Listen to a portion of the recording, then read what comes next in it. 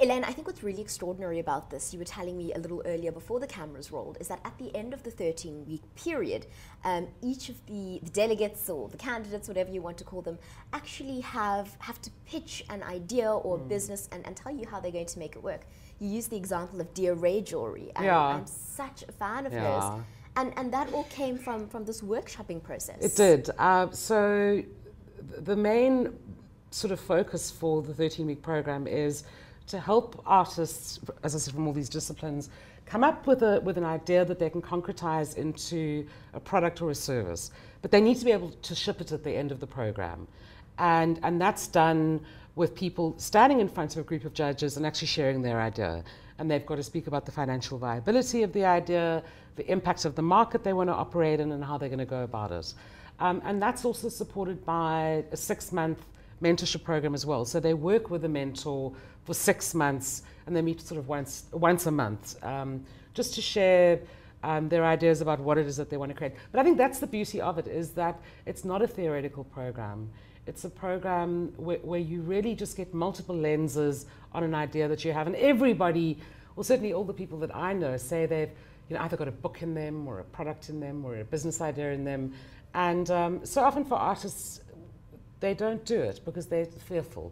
And I think one of the things that I love about Business Acumen for Artists is that there's such a powerful focus as well on growing your own capacity to create and to deliver and to lead in this kind of environment. Because what are people faced with? This terrible fear that they're not going to be a success, this terrible fear that they're actually a bit of an imposter, this terrible fear that they're not original, this terrible fear that there are others that are better from them. So we really work a lot on kind of lowering those voices of judgment, fear, and cynicism as well. Now, you come from an artistic background. You briefly touched on it. What made you decide now is the time? Although I suppose the school is 9 years old, really. But what made you decide that you wanted to move into creative business and helping other creatives bolster their own businesses? I worked for a number of years as a poet and a performance artist and a blues singer. And I mean, I eventually left that environment because I was exhausted by it. I was burnt out and I was tired, and I just wanted to go somewhere else. And I thought, oh, where can I go where people don't feel? And I thought, I'll go into business, because apparently they have no feelings whatsoever. And then I was terribly surprised. But I always carried with me this incredible commitment around a belief that I had around creativity and around the impact of creativity just for our environments and for our country, both in terms of building an economy and growing an economy. And for me, it was, I'd been someone who had been successful as an artist, who was successful as a businesswoman. And I suppose because I'd won awards in business and in art, that I felt like I kind of had a bit of a legitimacy around being able to design something. And it was a lovely story. The Observatory Community Centre approached us at UCT, and I was a director at the business school at the time. They'd just been, the kind of council had just given them the space to run kind of a learning academy in OBS.